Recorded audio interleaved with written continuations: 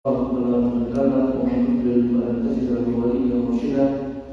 أشهد أن لا إله إلا الله وحده لا شريك له وأشهد أن محمدا عبده ورسوله. يا أيها الذين آمنوا اتقوا الله حق تقاته ولا تموتن إلا وأنتم مسلمون.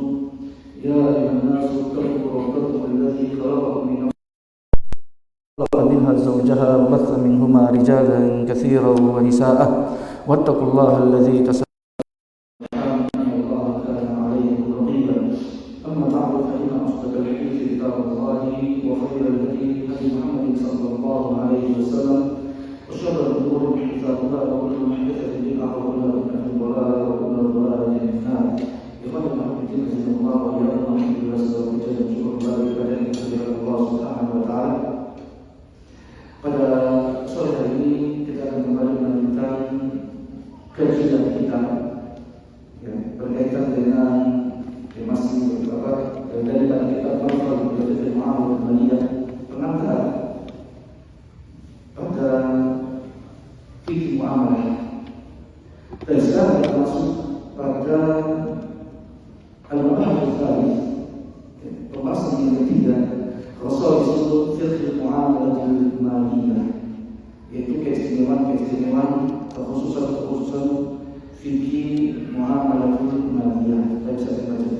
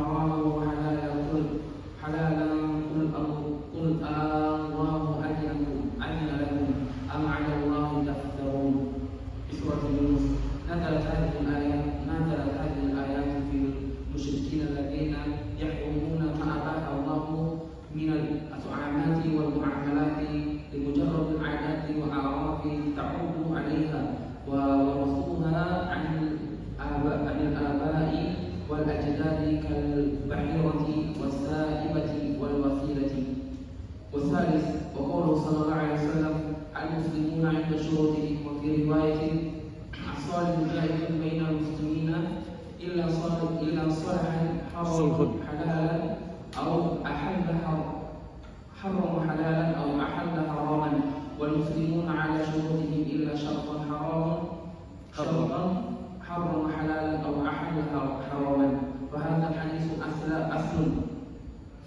في شروط وهو يدل على أن الأصل فيها الإباحة إلا إذا كان الشرط يتناقض حكم الله وحكم رسوله صلى الله عليه وسلم أو يتناقض مقصود العقد وحينئذ يكون شرط باطلا لا يتم الالتزام به. Baik, sekarang kita masuk pembahasan yang ketiga sudah berkenaan dengan Allah Ta'ala tentang keistimewaan ciri-ciri kekhususan daripada fikih muamalatul maliyah dalam Islam. Muhammad berkata, qala Muhammad hafizahullah ta'ala inna mutattabbi'an fi fiqh muamalat fil Islam yajibu annahu yakhtassu bi 'iddati khasa'is dini.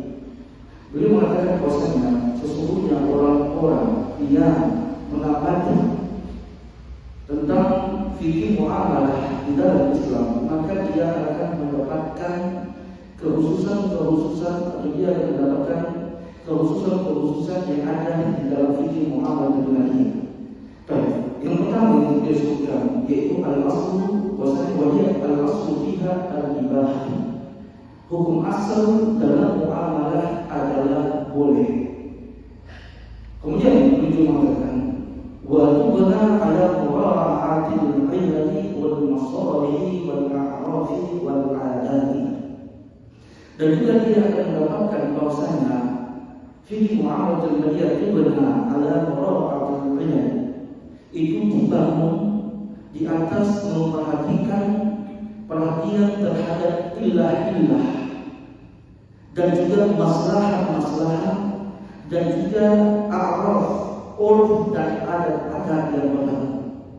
Dan mesti kalau sendiri pada Allah Subhanahu wa Ta'ala berkaitan dengan masalah tersebut, bahwasanya salah satu landasan dalam muamalah maliyah Islamiyah yaitu memperhatikan tentang ilah ataupun hikmah daripada suatu akad yang datang daripada Nabi, penjelasan dari Nabi Sallallahu Alaihi Wasallam ataupun para ulama. Karena kita tahu semuanya, muamalah itu berbicara tentang kemaslahatan para hamba di dalam dunia ini. Tentunya ketika Allah mengharamkan sesuatu atau membolehkan sesuatu, ya Allah Subhanahu wa Ta'ala ketika mengharamkan sesuatu di situ ada alasannya, ada hikmahnya. Maka ketika kita berbicara tentang muamalah maliyah, maka tidak boleh kita lalai daripada memperhatikan masalah-masalah ataupun hikmah-hikmah yang Allah Subhanahu wa Ta'ala sisipkan di dalam hadis-hadis Nabi Sallallahu Alaihi Wasallam ataupun di dalam Al-Quran dan juga apa yang disebutkan oleh para ulama. Baik, insyaallah disebutkan. Kemudian juga beliau mengatakan wahiyah tajma'u baina diyanati wal qada'i. Dan juga orang yang memperhatikan, ya, mempelajari tentang fikih muamalah dunia akan menyaksikan bahwasanya muamalah dunia di dalam Islam menggabungkan antara adiyanah agama dan juga al-qada keputusan daripada hakim. Maksudnya apa yang dimaksud Allah Subhanahu wa Ta'ala? Bahwasanya fikih muamalah di dalam Islam merupakan ibadah kita kepada Allah Subhanahu wa Ta'ala. Ketika seseorang melakukan muamalah, maka sesungguhnya dia lagi melakukan ibadah kepada Allah Subhanahu wa Ta'ala. Bukan cuma muamalah dalam Islam, bukan cuma berbicara tentang perkara duniawi saja, tetapi muamalah dalam Islam ini berbicara tentang ukhrawi seseorang, keselamatan seseorang, kebahagiaan seseorang ketika mereka berjumpa dengan Allah Subhanahu wa Ta'ala. Dan sehingga apa? Kalau dia menyadari bahwasanya ibadah muamalahnya adalah ibadah, maka seseorang tidak akan melakukan sesuatu yang dilarang oleh Allah Subhanahu wa Ta'ala. Apabila dia menyadari ini, maka akan ada pengawasan dari dalam dirinya. Maksudnya tidak boleh melakukan karena Allah Subhanahu wa Ta'ala memisah saya. Inilah maksudnya bahwasanya muamalah sebenarnya adalah dia, adalah agama. Dan juga ya, muamalah pada dia akan kita berqada. Karena kenapa? Ternyata ya, di dalam Islam Allah Subhanahu wa Ta'ala dan Rasulullah Sallallahu Alaihi Wasallam yang memberikan kekuasaan kepada pemerintah untuk menentukan hukum kepada orang-orang yang bersengketa dalam muamalah. Dan itu maksud daripada bahwasanya al-muamalatul maliyah tajma'u baina diyanati wal qada'i. Kemudian juga beliau mengatakan wassalati wal murunah, dan juga orang yang memperhatikan muamalah maliyah dalam Islam akan mendapatkan bahwasanya ternyata muamalah Islamiyah dalam Islam ada hukum-hukum yang paten, ya, al-salat, yang pokok, tidak bisa berubah-ubah lagi. Contohnya masalah hukum-hukum yang telah dijelaskan oleh Allah Subhanahu wa taala dalam Al-Qur'an, masalah riba, ya. Dan juga berkaitan masalah hukum-hukum yang lainnya dalam Al-Quran berkaitan perkara-perkara apa yang boleh untuk kita melakukan jual beli di dalam aturan kita, seperti pemasaran yang kita sudah sebutkan dalam pembahasan sebelumnya. Ada hukum yang pakai, kita boleh lebih orang, dan juga ya, ada al-murunah yang fleksibel, ya. Ada hukum yang sistemnya fleksibel.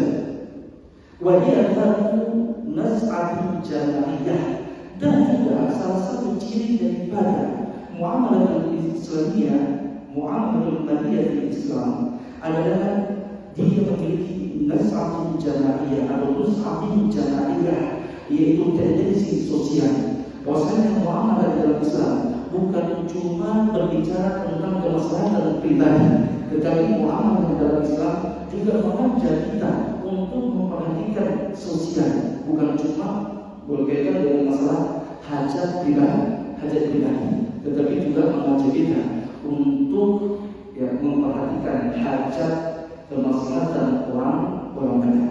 Kemudian yang pertama beliau jelaskan al-aslu, kaidah yang pertama atau khasais yang pertama. Al-aslu di muamalah di huquqi wa syuruti al-ibah. Bahwasanya hukum asal dalam muamalah adalah daripada akad-akad dan syarat-syarat adalah boleh. Dan diatur oleh Allah Subhanahu wa taala. Sekali lagi, anak saya katakan kepada antum semua, ketika antum berbicara masalah muamalah, maka antum harus pahami dengan baik kaidah yang disebutkan oleh para ulama. Ya, banyak orang yang menghafal kaidah al-aslu fil muamalah wal uqudi al-ibah, tetapi untuk bisa sampai ke titik yang diinginkan daripada ya, kaidah tersebut itu belum sampai. Tapi yang Allah Subhanahu wa taala, kita tahu bahwasanya Allah Subhanahu wa taala menurunkan syariat itu kepada Nabi sallallahu alaihi wasallam penuh dengan kemudahan. Tidak ada sesuatu yang menyulitkan di dalam agama Islam. Dan sifat daripada syariat Islam itu sendiri adalah al-yusru, yaitu kemudahan. Dan Allah Subhanahu wa taala berkata dalam Al-Qur'an menyebutkan maja'ala alaikum fid-din min haraj.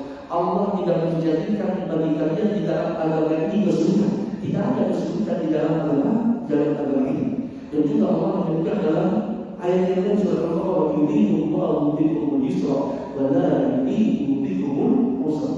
Allah inginkan kemudahan kepada kalian, Allah tidak inginkan kesulitan kepada kalian. Jadi inilah yang ruh daripada Islam itu sendiri, yaitu kemudahan. Tapi antum mau memahami di mana sisi mudahnya Islam? Mungkin berapa banyak daripada kaum muslimin, mana Islam ini susah, Islam ini merepotkan. Tidak. Allah sudah mengatakan yuridu Allahu bikumul yusra wa la yuridu bikumul usra. Dan Allah sudah mengatakan ma ja'ala 'alaikum fid-din min haraj. Allah tidak menjadikan agama ini sulit buat kalian.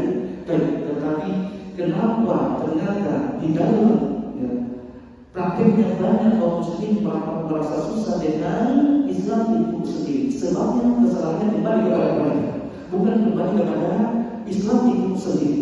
Tapi bagaimana Allah Subhanahu wa taala, antum mau memahami kemudahan Islam, maka praktekkan dua kaidah para ulama pada tempatnya. Kalau antum salah mempraktekkan dua kaidah ini, maka antum akan merasakan betapa sulitnya Islam itu. Yang pertama adalah kaidah yang disebutkan oleh para ulama, yaitu al-aslu fil ibadah, al-aslu fil ibadah tidak tahrim. Hukum asal daripada ibadah adalah haram, tidak boleh melakukan suatu ibadah kecuali ada dalil daripada Allah dan daripada Nabi sallallahu alaihi wasallam. Ya, maka Nabi sallallahu alaihi wasallam dalam hadis yang disebutkan kepada man ahdatha fi amrina hadza ma laysa minhu fahuwa radd. Siapa yang melakukan perkara-perkara baru dalam perkara agama kita, maka dia ditolak oleh Allah Subhanahu wa taala. Jangan melakukan bid'ah dalam syariat Allah Subhanahu wa taala berkaitan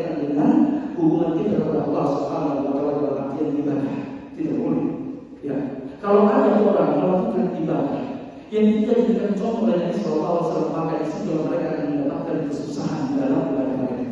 Ya, mau mati saja masih merepotkan, harus apa? Tahlilan, harus cari ini. Padahal ini memang tidak disyariatkan oleh Allah Subhanahu Wa Taala. Saya juga memilihkan mereka sendiri. Ya, coba kalau mereka mau mengikuti ajaran Nabi Sallallahu Alaihi Wasallam dalam hal ibadah, maka mudah.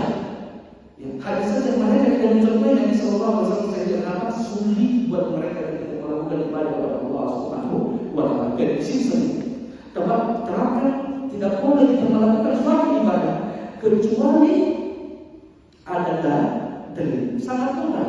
Ada yang mengatakan ini, lakukan ini, datangkan dalilnya. Kalau tidak ada dalil, jangan lakukan. Agar tidak dirasakan ini. Jadi paham.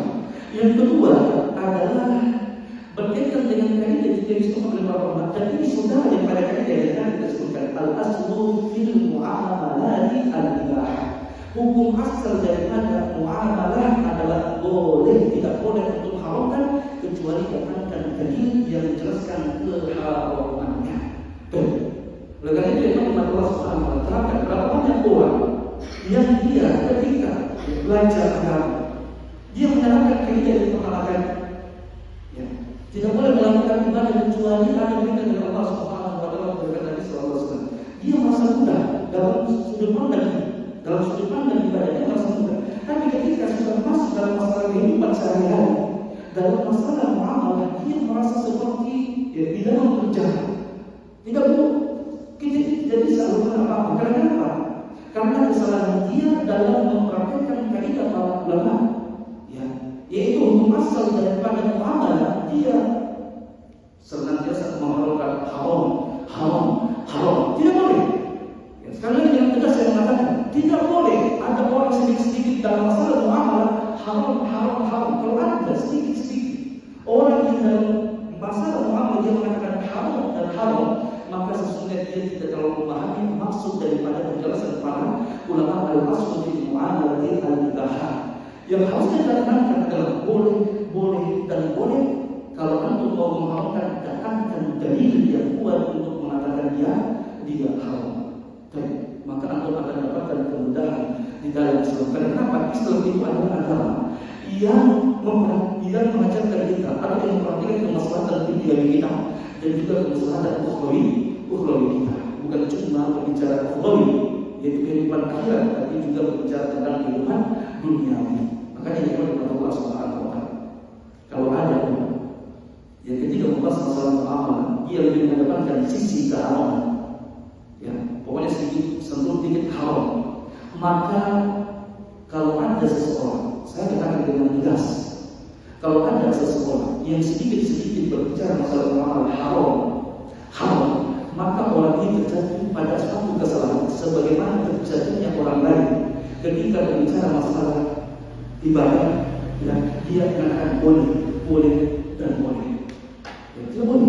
Ya, karena buah kaidah ini harus didalilkan, harus dikawinkan, tidak bisa cuma satu atau lain kemudian ya tentu tinggalkan kaidah yang lain. Beliau mengatakan, tidak ada maksud negara dari al-haram. Jika saja hukum asal daripada ibadah itu adalah haram, hatta yarida asal fi syar'i bi talabi, ya, sampai datang dalil daripada syariat yang memerintahkan untuk melakukan ibadah, lian la yahdithu an-nas fi din ma laysa minhu, agar supaya manusia tidak melakukan perkara bid'ah di dalam agama yang tidak ada contoh daripada Nabi Sallallahu Alaihi Wasallam.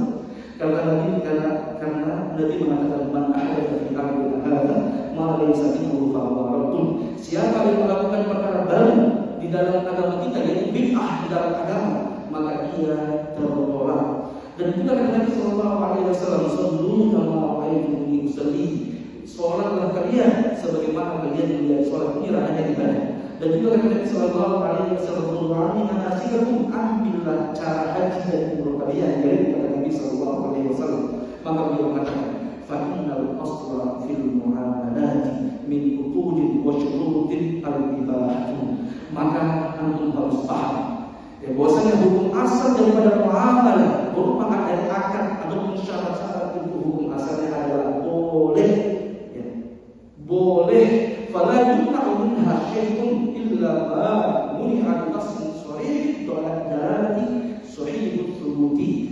maka tidak boleh dilarang dari suatu bentuk muamalah. Tidak boleh dilarang dari sesuatu muamalah illa ma muni'a, kecuali apa yang dilarang dengan nas. Maksudnya ada nas sharih, sharihun dilarang, nas dalil yang betul-betul jelas mempertegas akan keharaman hal tersebut. Sahihul dhuru adalah hadis yang sahih. Wa yabqa ba'da dzalika ala asli ibaha, dan tetaplah selain dari apa yang diharamkan oleh syariat secara tegas, maka dia tetap pada hukum asalnya adalah ibadah. Dan ini adalah Allah Subhanahu wa taala yang Allah mengatakan Allahu allazi sakhkhara lakum bahra litajriya al-fulku fihi bi amri. Dia Allah Subhanahu wa taala yang menundukkan al-bahr, menundukkan laut supaya kapal-kapal dapat melayang di atasnya dengan perintah Allah Subhanahu wa taala. Walitabtagu min fadli, agar supaya kalian mencari keutamaan dari Allah, wa la'allakum tashkurun, dan juga supaya kalian bersyukur kepada Allah. Wa sakhkhara lakum ma fis samawati wa ma fil ardi jami'an min, dan Allah menentukan bagi kalian apa yang ada di muka bumi dan apa yang ada di langit seluruhnya, minhu, nikmat dari Allah Subhanahu wa taala, karunia dari Allah Subhanahu wa taala. Inna fi dzalika laayatin liqaumin yatafakkarun. Sesungguhnya pada perkara tersebut ada ayat, tanda-tanda bagi orang-orang yang berpikir. Tapi perhatikan ayat yang kita sebutkan tadi, dari mana sudut pandang pendalilan hukum asal segala sesuatu adalah al-ibadah, adalah boleh.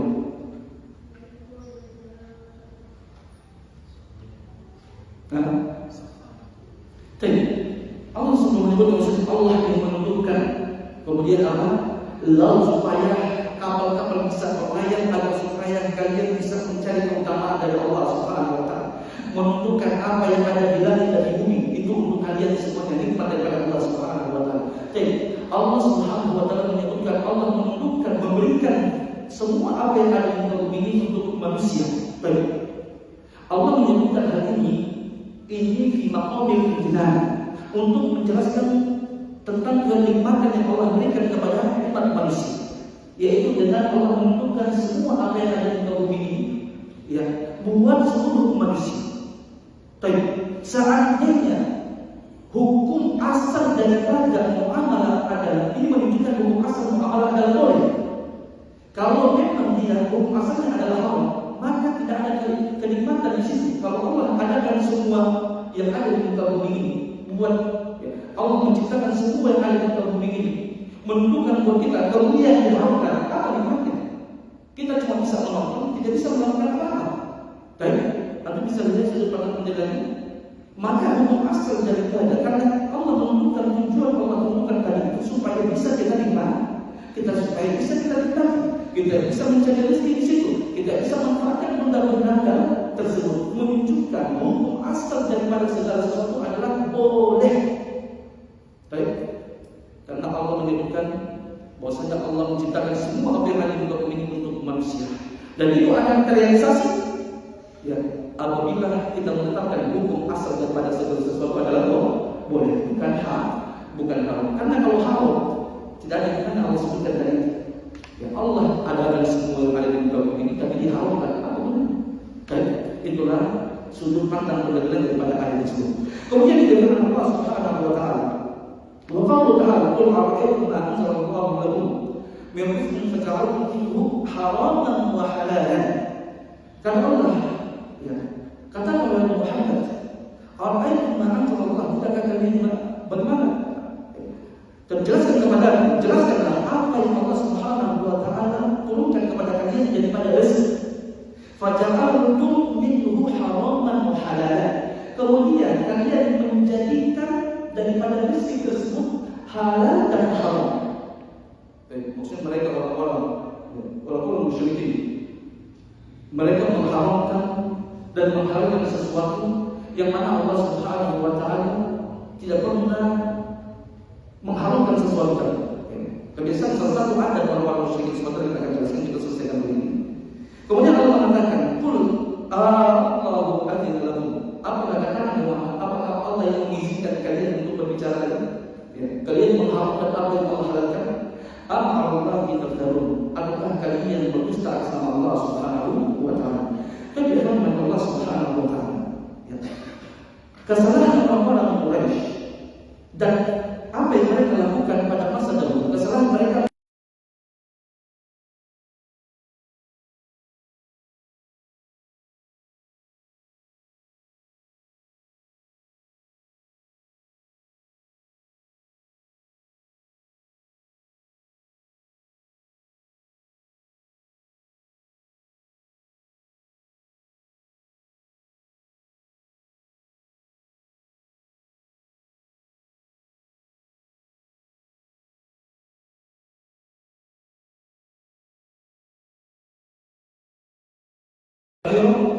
begitu juga ada namanya as-sa'ibah.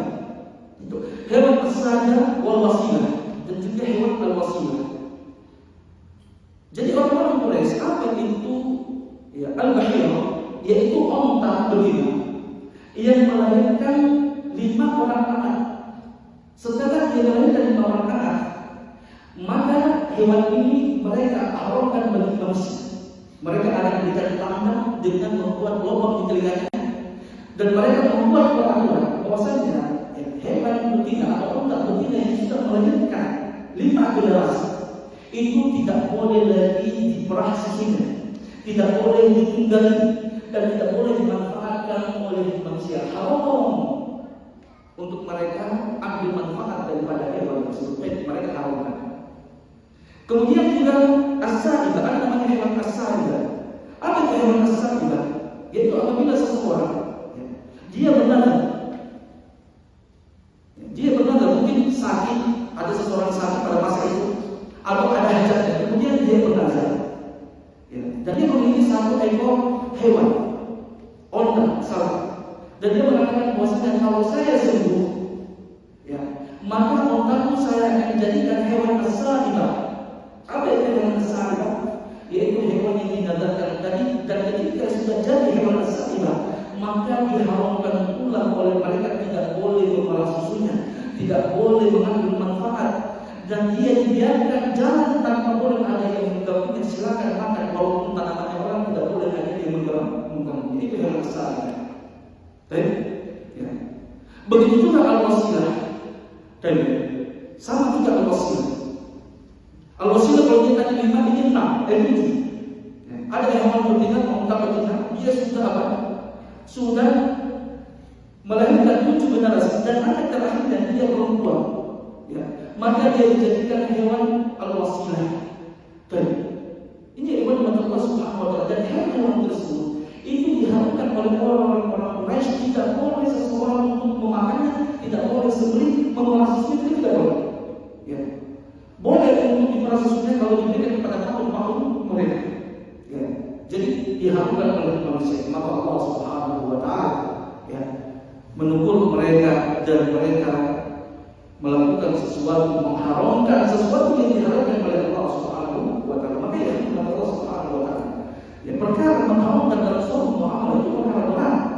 Ya, itu bukan perkara mudah. Sebagaimana kamu ketika mengharamkan suatu ibadah, itu perkara dosa, ya, yang harus diperangi, maksudnya yang harus dijelaskan kesalahannya. Maka begitu juga ketika Anda mengharamkan sesuatu yang diharamkan oleh Allah Subhanahu wa taala. Oleh karena itu firman Allah Subhanahu wa taala pahami kaidah disebut al-aslu fil muamalah al-ibahah. Ya, ini kaidah yang penting, Pak.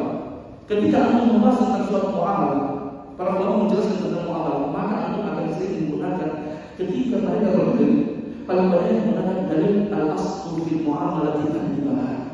Ya. Dulu waktu anak awal-awal belajar muamalah, kenapa saya bingung? Kenapa sih ini tuh sudah dulu? Saat itu belum mengerti saya.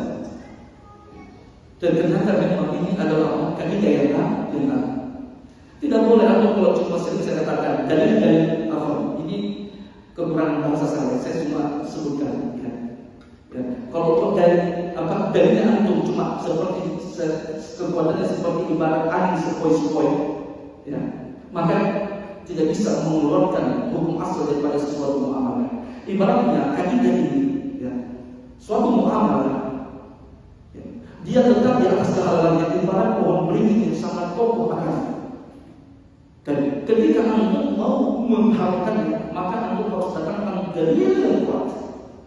Ya, dalil yang kuat untuk mengharamkannya, bukan cuma sekedar dalil-dalilan. Ya, ada di dalilnya.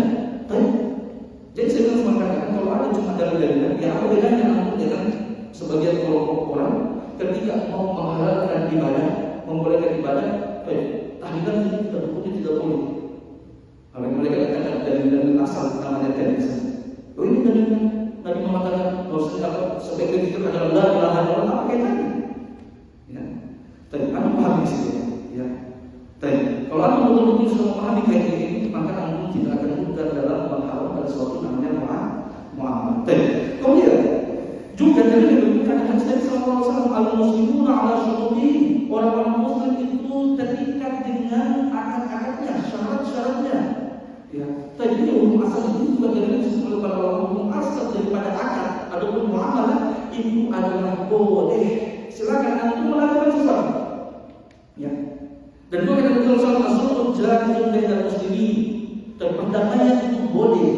Dan maksudnya akad perjanjian damai ataupun akad itu boleh bagi kaum muslimin kecuali sulhan, perjanjian haram halalan atau halal haraman, mengharamkan sesuatu yang halal atau menghalalkan sesuatu yang haram. Wal muslimun ala syurutihim, orang-orang muslim terikat dengan syaratnya illa syartan, kecuali syarat haram halalan atau halal haraman, yang menghalalkan yang haram atau yang mengharamkan yang halal. Maka beliau mengatakan fahadul hadis, maka hadis ini aslun fi syuruti wa huwa yadullu ala anna al-asla fiha al-ibahah. Ini adalah dalil yang menjelaskan bahwasanya hukum asal daripada syarat-syarat itu adalah boleh illa idza kana syartu, kecuali apabila syarat itu yunafi hukmallahi, bertentangan dengan hukum Allah, wa hukum rasulnya, hukum rasulnya, atau yunafi maqsudil akad, atau bertentangan dengan muqtadal akdi, maksud daripada akad. Ini yang perlu dipahami. Salah satu syarat, perhatikan, boleh nggak kita membuat syarat? Boleh nggak kita membuat akad? Boleh saja, silakan untuk masalah, boleh silakan membuat. Tapi perhatikan, pada 3 perkara ketika anda membuat syarat. 1, jangan sampai syarat-syarat yang anda buat tadi itu menyelisihi apa yang sudah jelas dari halal, apa yang sudah jelas hukumnya dari Allah dan Rasulnya. Kalau sudah haram, ya anda jangan berusaha halalkan. Yang sudah jelas-jelas haram, ya anda jangan halalkan. Atau yang jelas-jelas haram, anda mau halalkan. Dan itu tidak boleh. Atau kemudian syarat yang juga merusak suatu akad itu adalah apabila syarat itu menyelisihi maksud daripada akad atau pada akad ini, bertentangan dengan konsekuensi akad. Contohnya bagaimana ya? Syarat yang bertentangan dengan konsekuensi akad atau maksud daripada akad. Contohnya ada seseorang melakukan jual beli. Tadi ada jual mobil ini sama antum, tapi syaratnya tidak boleh untuk jual. Paham? Atau ada wanita, ya, ada wanita ya, mau menikah, dilamar dengan lelaki, kemudian dia buat syarat, ya, saya terima syaratnya, tapi jangan berhubungan badan dengan saya, suami istri. Ini konsekuensi yang menyelisihi muqtadal akad. Karena kenapa itu, Pak? Kalau jual beli, ya, maka konsekuensi daripada jual beli, ketika antum sudah membeli suatu barang, maka itu sudah berpindah kepemilikan kepada antum. Tidak boleh lagi diatur-atur oleh orang lain.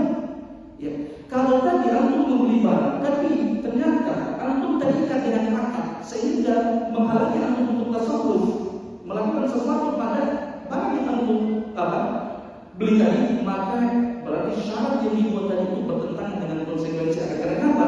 Berarti antum sudah beli, tapi barang itu bukan milik antum. Sama saja antum beli, tidak beli. Karena kalau memang antum sudah beli, ya boleh aja lakukan apa pada benda tadi. Antum mau jual, antum mau sedekahkan, maka syarat yang dibuat tadi itu syarat yang bertentangan dengan konsekuensi akad.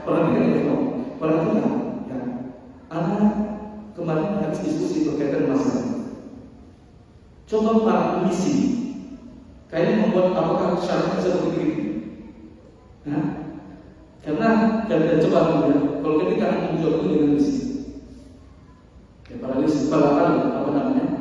Tadi, antum dilibat secara cicil, tapi di situ dibuatkan syarat tidak boleh dijual. Betul nggak? Betul nggak? Tadi, barang ini tidak boleh dijual sampai lunas misalnya. Maka syarat itu syarat yang batil dan rusak akad, karena bertentangan dengan konsekuensi akad jual beli. Ketika Anda sudah jual beli dengan akad secara cicil, maka barang itu jadi milik saya. Hubungan saya dengan Anda hubungan utang piutang. Barang ini sudah jadi milik saya, bukan milik Anda lagi. Kenapa barang saya jual? Berarti kalau barang saya jual, berarti belum bukan milik saya.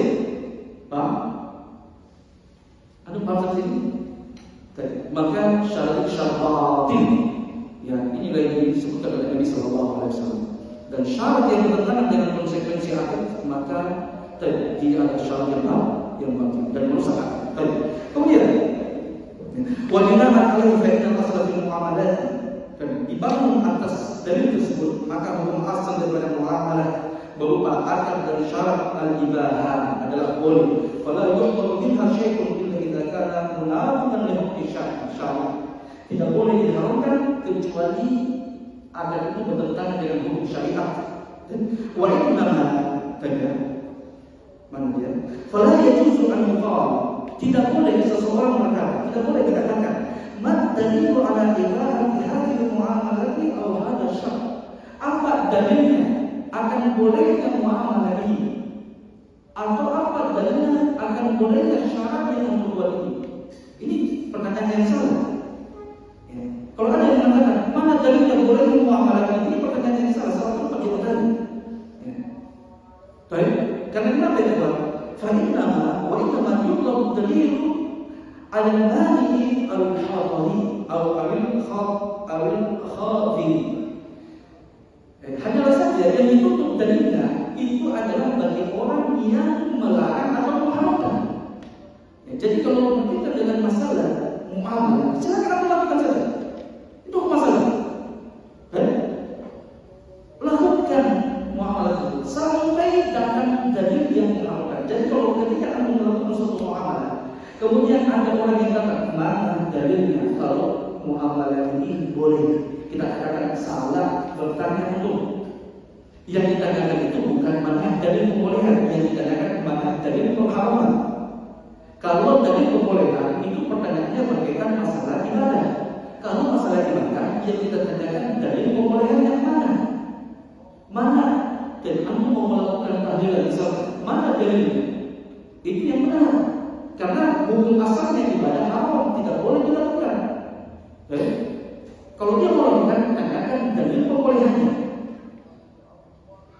Tapi kalau hukum asal muamalah, dia adalah boleh. Kalau hukum asalnya boleh, silakan lakukan. Kalau Anda mau mengharamkan, maka yang ditanya dalilnya adalah orang yang mau mengharamkannya. Ini kaidah ikhwan, ya. Ini kaidah yang agung di dalam agama kita.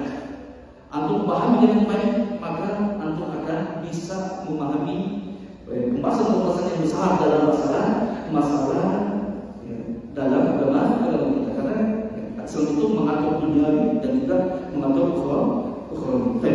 Kemudian beliau mengatakan wahada yaftahu al-bab wasi'an atau yaftahu bab wasi'an amama al-muamalat al-jadidah allati la nassa fiha fi al-Qur'an al-Karim wa sunnah nabawiyyah. Kaidah ini, ya, hukum asal muamalah adalah riba. Ini akan membuka pintu yang luas di depan muamalah kontemporer yang tidak ada dalilnya dari Al-Quran ataupun Sunnah Nabi Sallallahu Alaihi Wasallam. Fatabqa ala al-asli, maka dia kita hukumi tetap di atas hukum asalnya. Walaupun dia bagi Al-Quran, akan tetapi perhatikan dan juga akan perhatikan. Wah, hukum asal muamalah itu boleh saja. Aku lakukan sesuka hati, tapi aku tidak pernah mau bertanya, tidak mau dulu belajar. Ya. Ketika anda tadi ya, ada muamalah, maka kita harus berbincang dulu, kita cocokkan dulu. Ya. Dan Al-Quran membentangkannya dulu di atas nas-nas Al-Quran dan Sunnah Nabi Sallallahu Alaihi Wasallam dan juga kaidah-kaidah dan maqasid syariah. Walaupun dari faqih, maka harus bagi seorang faqih, seorang alim fikih alladzi yaqumu bi'aqdiha, yang akan memaparkan pembahasan muamalah, dan mengukurnya dengan timbangan syariat dan syar'i min al-isti'anati bi dzalika al-hikmati fil intisab wal a'raf ad-darijati litamakkuni min taswir sahih laha. Maka wajib bagi seorang faqih ketika dia mau membahas suatu muamalah untuk meminta bantuan dari orang-orang yang punya pengalaman di dalam dunia ekonomi dan juga hukum adat yang sifatnya umum, agar supaya dia mampu untuk memberikan gambaran yang benar dalam suatu muamalah. Ketika antum bahas masalah suatu muamalah, sebelum antum memberikan hukum, maka antum harus punya gambaran secara utuh tentang proses muamalah. Jangan langsung dengar-dengar saja pertanyaan-pertanyaan maksud antum haram, halal, boleh. Tidak boleh seperti itu. Ya, karena hukum para ulama menyebutkan al-hukmu far'un an tasawwurihi. Hukum itu adalah bagian daripada gambaran yang kita dapatkan. Maksudnya apa? Antum bisa mengeluarkan hukum yang benar kecuali sebelumnya antum sudah punya gambaran yang benar yang ada di kepala antum sebelumnya. Kalau tidak boleh kita menghukumi asal-asalan saja. Ya, hanya dapat informasi begini, antum langsung memberikan hukuman, tidak boleh. Ya, apabila ada seorang faqih, seorang alim, seorang ulama ataupun seorang ustaz hanya baru dapatkan informasi sedikit baru dia langsung memberikan hukum, tidak boleh. Ya, harus dia tanya secara detail, ya, kepada orang yang punya pengalaman. Tanyakan kepada mereka, ini bagaimana, ini seperti ini bagaimana. Kemudian beliau mengatakan apa? Ya, wa ma'rifat haqiqatiha, dan supaya dia mengetahui hakikatnya, wa qawminatiha, dan juga muqawminatiha. Apa muqawminatiha itu? Apa namanya? Apa? Kalau seperti ini apa? Ya. Kalau dalam istilah muqawminatiha itu kalau seperti dalam komposisi makanan itu namanya muqawminat. Komponennya, komponen-komponennya. Baik.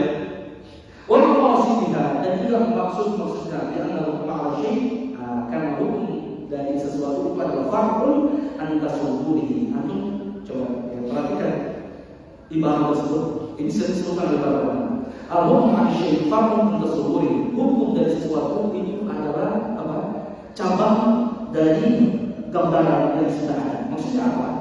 Antum menghukumi terlebih dahulu, hukum itu datang dari tasawwur terlebih dahulu. Harus ada gambaran terlebih dahulu. Tidak mungkin tiba-tiba datang hukum. Ini dia makanya yang perhatikan. Ya. Banyak orang-orang itu ketika dia mau membahas, mau bertanya tentang suatu masalah yang ada di daerahnya, dia pergi cari ulama yang ada di luar sana, baru dia tanyakan. Baru pertanyaannya tidak ditanya. Ya. Sehingga mungkin ada seorang ulama yang mendengar tersebut, ya sudah, karena dia yang gambar yang diberikan ada seperti itu, itulah jawabannya. Maka kalau antum sudah salah memberikan gambaran, saya sudah pastikan salah dalam jawaban. Ya, ketika salah dalam memberikan gambaran, maka sudah pasti salah dalam hukum. Karena hukum itu datang setelah adanya tasawwur, ya, adanya gambaran terlebih dahulu. Baik, bisa dipahami? Ya. Kalau mungkin anda mengatakan, ya Syekh, di Indonesia di sini ada hukum apa jual belinya, hukum jual beli cacing. Aku boleh tanya ulama-ulama mungkin yang ada di Timur Tengah. Ya di Timur Tengah cacing lagi kalau pernah dilihat ya. Ya, nggak tahu pernah ada nggak cacing di Timur Tengah. Kalau saya selalu di Madinah, ada belum pernah lihat. Jadi apa itu cacing? Anda menjelaskan begini. Tidak lihat itu jijik itu. Tidak boleh haram. Anda sudah salah sih. Ya, Anda sudah salah. Jadi cuma sampai di situ saja mempertanyakan. Ya. Hukum jual beli cacing boleh? Nah, boleh. Dan hukum jual beli sapi boleh tak? Boleh. Dan nanti pembahasannya insya Allah akan ada di bawahnya, nanti kita akan jelaskan. Kemudian yang berikutnya, ya, yang kedua, muamalah tubna ala mura'atil ilal masalih. Bahwasanya muamalah itu dibangun dengan memperhatikan ilah, hikmah, maksud, sebab dan juga masalah. Ini kaidah yang paling salah satu kaidah yang aku dalam masalah muamalah. Kalau antum tidak paham dengan baik kaidah ini, maka antum akan terlalu mudah dalam memponis hukum. Perhatikan, beliau mengatakan idza kana ghalibiyatul ibadati fil Islam ta'abbudiyyah ghairu maqulatul ma'na aw ghairu mu'allalatin bi fi'latin mu'ayyan fa inna wa inna ma yuqalu bil kalam bil iltizam biha wa lam yadrib laha illatan mu'ayyanatan ka'ala al salati wa takbir bil hajar al aswad wa masjid bil khufi badal min batini. Beliau mengatakan bahwasanya jikalau mayoritas ibadah di dalam Islam sifatnya dia ta'abudiyah. Apa itu ta'abudiyah? Ghairu maqulatil makna, tidak dipahami alasan dia disyariatkan. Tidak bisa kita nalar. Itu dia ibadah apa? Ta'abudiyah atau ibadah mahdoh. Atau ghairu maqulatil makna. Seperti atau ghairu mu'allalatin mu'ayyan, atau tidak ada ilahnya. Kenapa dia diperintahkan? Dengan ilah tertentu. Wa inna minkum hanyalah saja dituntut daripada seorang mukallaf untuk melakukannya. Walaupun dia tidak mengetahui alasannya. Contohnya ada rakaat salat. Contohnya jumlah bilangan rakaat salat. Salat maghrib 3 rakaat, kenapa 3 rakaat? Antum enggak usah tanya. Itu ibadah, udah lakukan saja. Jangan menanyakan alasannya. Begitu juga takbirul hajarul aswad, mencium hajarul aswad. Mencium hajarul aswad apa alasannya? Baik. Udah antum ibadah saja lakukan, itu perintah Allah. Alasannya wallahu a'lam. Baik, Allah menekankan kita puasa. Kenapa puasanya pada bulan suci Ramadan bukan bulan yang lain saja? Baik, udah selesai antum bertanya. Wallahu a'lam bishawab. Allah tidak jelaskan, tapi tidak jelaskan apa alasannya. Dan antum harus lakukan saja. Baik, ibadah haji dan ibadah umrah. Kenapa harus di Mekah? Kenapa tidak di Madinah saja? Atau kenapa dia harus begini caranya, tidak seperti begini caranya? Tapi sudah selesai. Antum tidak usah banyak tanya. Itu ibadah murni ibadah. Alasannya dia tidak paham. Dan itulah mayoritas daripada ibadah. Jadi antum jangan cari alasannya. Jangan seperti orang sufi. Orang tasawuf yang buat karang-karang sendiri, cocok logi, mau berusaha menjelaskan tapi dengan kesesatan. Ini ibadah apa? Ibadah mahdoh, murni ibadah, jangan dikatakan alasannya. Berbeda, maka kama qala Ali bin Abi Thalib. Begitu juga ketika kita berwudu, mengusap di atas sepatu. Kenapa diusap atasnya bukan bawahnya? Padahal yang kotor bawahnya, tidak usah bertanya. Memang Nabi lakukan begitu, sudah lakukan saja. Kenapa wudu? Padahal air kencing keluarnya dari kemaluan. Begitu juga angin keluar dari mulut. Kenapa yang disuruh bersih wudu tangan? Cuci tangan, buka wajah ataupun kepala dan kaki. Udah ibadah, tidak usah ditanya alasan. Begitu juga, makanya Ali bin Abi Thalib itu mengatakan lokana dini, yukhadu bil aqli. Lawajib al-mas'ul batin wa tufi awlan min zahirihi. Kata Ali, seandainya agama ini, ibadah agama ini dalam ibadah itu dibangun di atas logika, maka tentunya mengusap di bawah sepatu ketika berwudu kita memakai sepatu itu lebih utama daripada mengusap di atasnya. Tapi kata Ali, sesungguhnya saya melihat Nabi Shallallahu Alaihi Wasallam ketika berwudu dan beliau pakai sepatu, maka yang diusap adalah bagian atas sepatunya, bukan bagian bawahnya. Maka kemudian beliau mengatakan, mana dia? Fa'inna ghalibiyyatul mu'amalati fil Islam, maka mayoritas muamalah di dalam Islam maqulatul makna, dapat dipahami alasannya. Kenapa ini haram? Allah sudah jelaskan, kita tahu ini alasannya seperti ini. Ini dalam muamalah. Kalau ibadah, mayoritasnya tidak tahu apa alasannya. Tapi kalau ibadah, muamalah, maka mayoritasnya diketahui alasannya. Kemudian beliau mengatakan, kama qala Asy-Syafi'i, berkata sebagaimana dikatakan oleh Imam Syafi'i, al-aslu fil ibadati bi nisbati lil mukallaf at-ta'abbudi duna al-iltifat ila al-ma'ani. Hukum asal dalam ibadah ditinjau bagi seorang mukallaf itu adalah ta'abbud, adalah ibadah murni, tidak perlu untuk melihat kepada alasan. Wa aslul ibadati al-iltifatu ila al-ma'ani, dan hukum asal daripada adab, maksudnya muamalah adalah iltifatu ila al-ma'ani, yaitu melihat alasannya kenapa dia diharamkan ataupun dihalalkan. Wastadalla hadha bil istiqra'i nusus syariat al-islamiyah. Tapi sekarang ada mengatakan dari mana para ulama? Sekarang para ulama membuat kaidah itu apakah asal buat saja? Hukum asal daripada muamalah adalah boleh, tidak diharamkan. Para ulama ketika menetapkan kaidah tersebut, mereka melakukan istiqra'ul adillah. Apa itu istiqra'ul adillah? Penelitian terhadap semua dalil yang berbicara tentang muamalah, bukan cuma satu dalil sekali. Bukan cuma satu dalil, cuma lihat dalil ini bahwa sudah selesai, tidak. Tapi mereka teliti, amati seluruh dalil-dalil yang berbicara tentang masalah muamalah.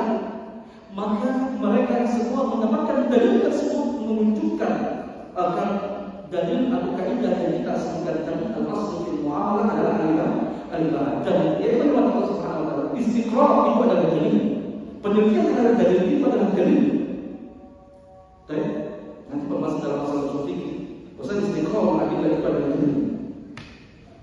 Dan kemudian beliau mengatakan, mana? Fahiyat tadullu dalalatan qawiyatan ala anna syari'a qasda bil ahkam min al-ahkam masalih al-ibad. Ya. Bahwasanya apa? Ya, semua dalil itu menunjukkan bahwasanya syariat menginginkan daripada hukum-hukum itu adalah kemaslahatan buat hamba. Wal ahkamul 'adiyah, dan hukum-hukum muamalah taduru ma'a haitsu ma darat, itu berputar bersama masalah tadi dimanapun masalah itu ada. Ya, berarti kan kepada Allah SWT kaidah ini bahwasanya apa? Muamalah Islamiyah itu dia dibangun di atas maslahah. Ya. Di mana ada masalah, maka di situ ada hukum. Kalau tidak ada masalah, maka tidak ada hukum di situ. Ya. Dan ketika ada masalah, maka syariat membolehkannya. Ya. Ketika tidak ada masalah, bahkan ada masalah, maka syariat akan mengharamkan. Ya. Kemudian beliau mengatakan, yang mana dia? Al-wahid ini mana dia tadi? Fatwa syai'un wahid. Maka kamu akan menyaksikan satu perkara, yumna'u fi halin la takunu fi maslahati. La takunu fi maslahati. Ya, kamu akan mendapatkan suatu masalah, suatu keadaan, ya, atau suatu perkara itu dia ya, dilarang, diharamkan pada suatu keadaan karena tidak ada masalah di dalamnya. Fa idza kana fihi maslahatun jaza, dan ketika ada masalah maka dibolehkan. Maksudnya apa ya? Suatu muamalah, satu jenis muamalah. Ya. Anda akan melihat di situ dia akan diharamkan. Kemudian dalam momen yang lain, dalam waktu yang lain itu dibolehkan. Ya, paham sudah? Kenapa? Karena dilihat daripada masalah. Makanya dalam masalah muamalah kembali ya, Anda berbicara masalah muamalah ini, ya, Anda jangan menggunakan kaidah zahiriyah yang kontekstual. Dan hadisnya begini, hadis ini tidak. Karena hadis Allah mendatangkan hadis, atau Nabi SAW mengucapkan suatu hadis, dan untuk menunjukkan terhadap suatu makna. Jadi tidak boleh kontekstual dalam masalah muamalah. Sebentar akan dicontohkan dengan sebutkan. Contohnya apa? Perhatikan. Fa'idah kana fihi maslahun jazah. Satu contoh kasus. Ya. Kalau ada masalah dibolehkan. Tidak ada masalah di dalamnya. Contohnya, perhatikan. Contohnya itu ditanya bai'u dirham bi dirham. Menjual dirham dengan dirham. Betul di situ? Ila ajali fa innahu yumna'. Ya, dengan jangka waktu maka diharamkan karena itu riba. Riba nasiah. Dan misalnya begini, Pak. Ya, di antara bentuk riba, riba buyur. Antum menjual dirham dengan dirham, mata uang dengan mata uang yang sama, dirham mata uang yang sama. Contohnya kalau kita ambil di negara kita rupiah dengan rupiah, antum melakukan transaksi jual beli mata uang rupiah. Misalkan antum ada uangnya 100.000, ya, 100.000 uang kertas, antum mau tukar dengan uang 100.000 uang koin, right? Bisa? Sama mata uangnya, yaitu rupiah, nilainya sama, right? Maka ketika antum mau menukar mata uang yang sama, syaratnya ada dua, harus sama nilainya. 100.000 harus 100.000. Kalau 100.000 dengan 90.000 maka riba di sini. Baik, riba apa tadi? Riba tambahan. Dan syarat keduanya adalah harus cash kontan. Tidak boleh 100.000 ya, uang kertas dengan 100.000 uang apa koin. Antum ambil tadi yang bilang baik, saya ambil uang kertas antum, besok saya kasihkan uang koinnya. Dan haram, tidak boleh. Bisa dipahami? Kenapa? Karena antum jual beli mata uang tadi, akadnya jual beli mata uang, akadnya jual beli mata uang, dan di situ ada tentang waktu pembayaran. Tidak boleh harus cash sama saat juga. Bisa dipahami? Baik. Haram. Coba kita lihat contoh kasus yang lain. Gambarannya sama tapi boleh. Contoh mana tadi? Fihi ada naqad dan dirham bersamaan. Ya, an-naqad dan bahasanya meminjamkan dirham di dirham ila ajalin yajuz. Meminjamkan uang dirham dengan dirham sampai jangka waktu itu boleh, tidak diharamkan. Coba perhatikan. Ya. Antum akan tadi jual beli gambarnya haram. Dirham dengan dirham. Sekarang utang-utang. Baik. Kalau utang-utang, anak datang kepada antum tadi, anak kan saat contoh berikan contoh uang biasa lebih mudah kita tahu. Tapi saya datang sama dosa datang ke uangnya antum. Berapa 1 juta? Saya mau pinjam. Baik, saya mau pinjam. Baik, boleh kapan dikembalikan? Besok saya kembalikan. Dan udah saya pinjam atau saya kasihkan saya uangnya. Dan 1 juta. Kemudian besok saya kembalikan juga 1 juta. Perhatikan ini. Bukankah ini gambarnya sama dengan jual beli uang kamu? Sama nggak? Sama. Tadi uang jual beli uang, saya ambil uangnya apa? 1 juta atau 100.000. Besok saya kembalikan 100.000. Ketika akadnya jual beli haram, tidak boleh. Tapi ketika akadnya pinjam meminjam, padahal kan saya kembalikan sama-sama, saya kembalikan nanti. Bukan menukar uang yang saya pakai tadi, atau saya kasih saya uang 1 juta. Ketika saya kembalikan itu bukan uang yang tadi, tapi uang lain. Itu gambarnya seperti terjadi apa? Tukar menukar uang, tapi dibolehkan. Coba satu kasus yang sama, tapi di satu halal, satu haram. Bisa paham? Anda paham kan? Akhirnya saya tidak katakan gambaran sama. Tadi gambaran, saya katakan dulu. Gambaran tadi saya menjual beli mata uang. Paham? Jual beli, makanya jual beli. Perhatikan gambaran. Uang saya 1 juta, uang kertas. Saya tukar dengan uang antum, uang koin 1 juta. Tapi saya serahkan kepada antum uang saya, tapi antum besok baru serahkan kepada saya. Akan jual beli boleh tidak? Tidak boleh. Haram. Itu riba. Di manusia. Baik. Tapi kalau gambaran yang sama, tapi saya ubah akadnya. Baik. Anak ambil uang antum tadi, saya pinjam uang antum, pinjam kor 1 juta. Besok saya ganti dengan uang yang lain. Kan sama persis gambarannya. Boleh nggak? Boleh. Coba antum lihat. Saat gambaran sama, tapi punya 2 hukum yang berbeda. Baik. Satu haram yaitu ketika kita pinjam tadi, satu haram ketika kor. Makanya di sini yang melihat bosnya itu tidak melihat pada gambaran, tapi dilihat apa? Ya, alasannya coba beliau sebutkan di sini. Maka beliau mengatakan contoh apa di sini? Makanya, ya, dan ya, wajib hak pegang hak. Apa perbedaannya? Kenapa satu dan dia haramkan, satu dimulaikan? Ya, wajib hak pegang maka Syekh Muhammad Darras, ya anna al-bay'a fihi min al-musyahati wal mughalatati wa qasd al-istifadati al-maliyati Karena kalau dalam jual beli mata uang tadi tidak boleh pembayarannya ditunda. Karena kenapa? Karena kalau akan jual beli itu dia dibangun atas usaha, ketamaan, ingin mencari keuntungan, ingin mendapatkan manfaat. Karena niatnya dari situ, maka Allah hukumnya Allah itu perberat, hukumnya Allah itu perketat. Karena memang niatnya Allah untuk mencari keuntungan, maka niatnya Allah sedikit. Tapi itu dia. Kenapa tadi jual beli tadi itu uang tidak boleh pembayarannya ditunda? Karena jual beli itu dibangun di atas ketamakan, kegigihan, bakhil dan mau cari keuntungan, maka syariat melarang. Paham?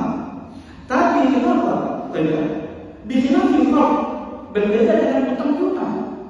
Dibolehkan. Karena kenapa? Alladzi huwa liwajhillah ta'ala. Karena di situ tujuannya adalah untuk memberikan bantuan kepada orang.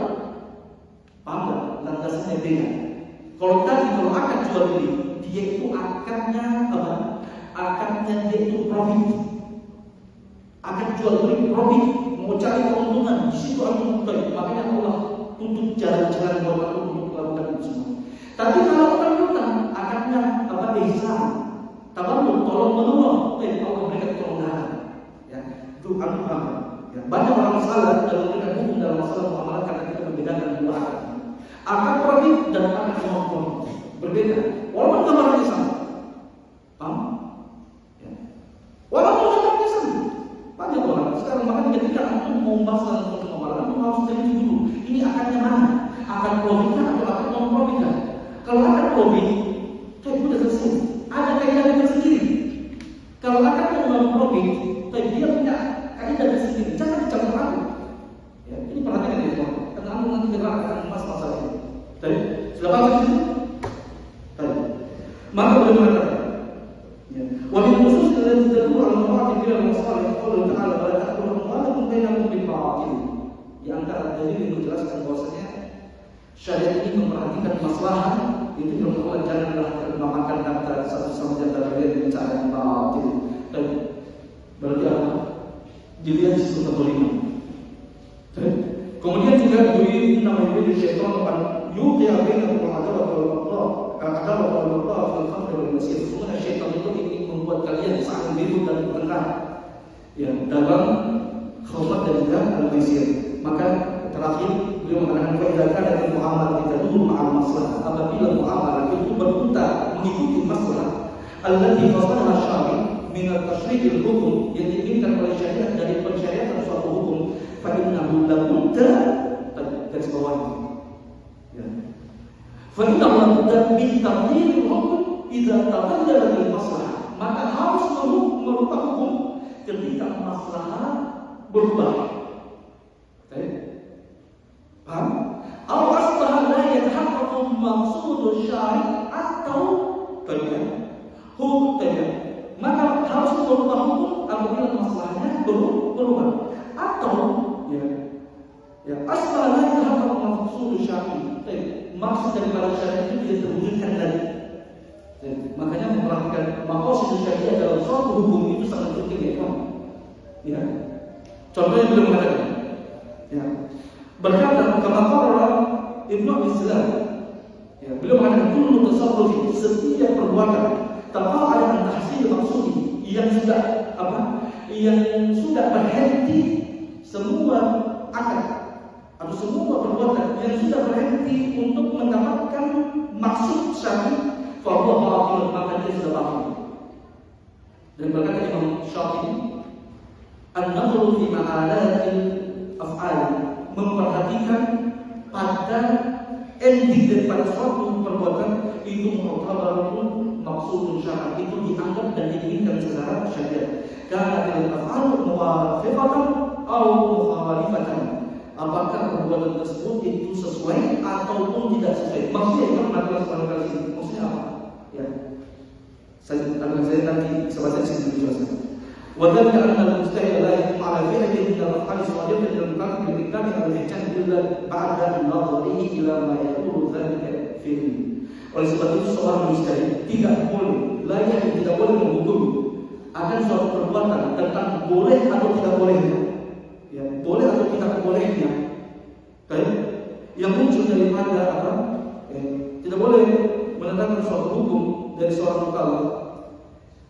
Yang muncul dari seorang mukallaf boleh untuk mengatakan boleh atau tidak boleh, memulai dengan melarangnya hijab illa ba'da mutadhi, kecuali setelah dia melihat kepada kesudahan daripada perbuatan tersebut. Faqad yakunu masyru'an li maslahati.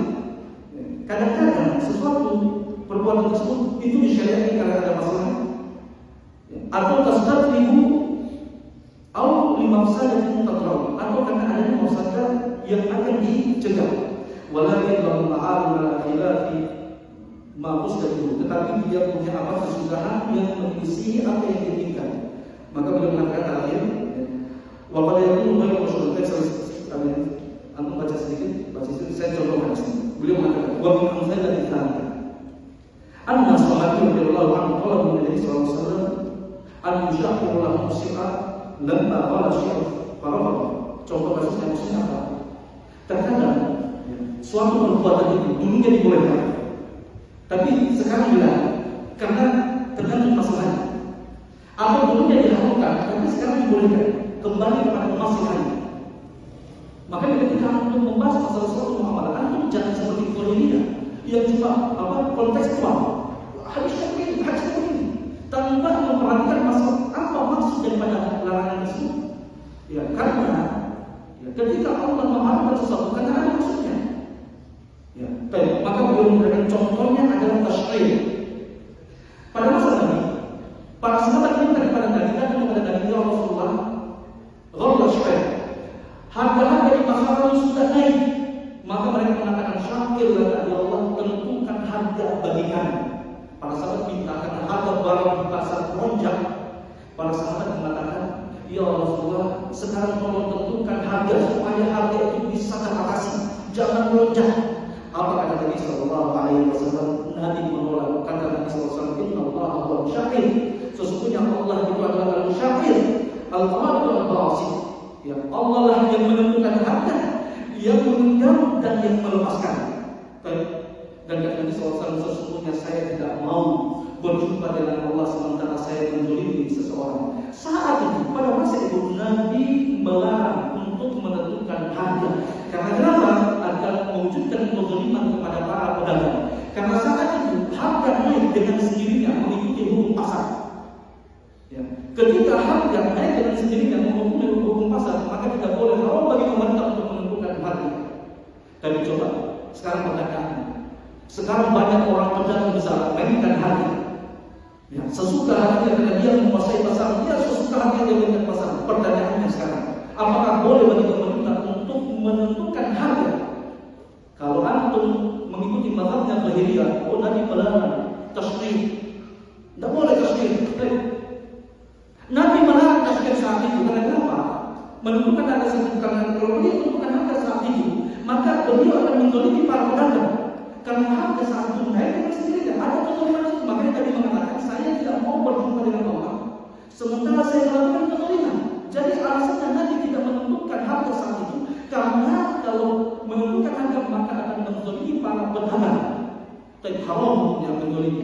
Ini kayak akal muamalah, tidak boleh kita menzalimi. Tapi sekarang banyak pedagang-pedagang besar yang mainkan harga, sehingga masyarakat menderita. Seperti contoh kasus kemarin, misalkan apa? Minyak goreng, kemudian masker ketika corona ditimbun oleh para pedagang-pedagang besar, dan lepas dengan menaikkan harga setinggi-tingginya. Maka boleh, maka para ulama mengatakan boleh untuk menentukan harga ketika saat itu. Kenapa? Karena mereka melihat hikmah syariat, maqasid syariat. Kenapa? Di sini tidak ada kezaliman, maka boleh bagi pemerintah menentukan harga. Karena kenapa? Para pedagang di mana kezaliman. Di sini, anggap di sini. Ya, maka beliau mengatakan di situ, wa minha juga yang kata Nabi Sallallahu Alaihi Wasallam terakhir ini apa kita sedikit lagi. Ya. Juga di antaranya adalah ya, Nabi Sallallahu Alaihi Wasallam melarang daripada nahi Rasulullah SAW. Nabi Sallallahu Alaihi Wasallam melarang daripada jual beli orang. Tapi antum ketika membahas para ulama hukum masalah jual beli orang, Ternyata apa? Di sana sebagian para ulama membolehkan sebagian muamalah yang ada orangnya. Ya, yang diharamkan adalah orang besar, ya, yang membuat perpecahan, yang membuat kegaduhan, yang membuat orang merasa terzalimi. Adapun orang yang kecil maka dibolehkan oleh para ulama. Dan sebagaimana dikatakan oleh Imam Qayyim rahimahullah taala, beliau mengatakan laisa kullu ghalarin sababan litahrim. Tidak semua orang itu sebab akan keharaman sesuatu. Wal ghararu idza kana yasira. Gharar apabila tidak yasir, kecil, sedikit, atau la yumkin al-ihtiraz minhu, atau mungkin sulit untuk kita menjauh darinya, berlepas diri darinya. Belum mengatakan mana menjihadil akad, maka orang itu tidak menghalangi daripada persediaan suatu akad. Makanya kadang keluar dari Ramadan, jangan cuma lihat ada orang, atau lihat dulu. Ya, tidak semua orang itu. Begitu juga dikatakan oleh Syekh Ibnu Taimiyah, dikatakan oleh Imam Nawawi, dikatakan oleh Imam Qurtubi dan para ulama. Bahwasanya tidak semua orang itu menjadi penyebab keharaman suatu muamalah. Orang yang menjadikan keharaman adalah orang yang membuat adalah, ya, membuat permusuhan. Tapi yang disampaikan subhanallah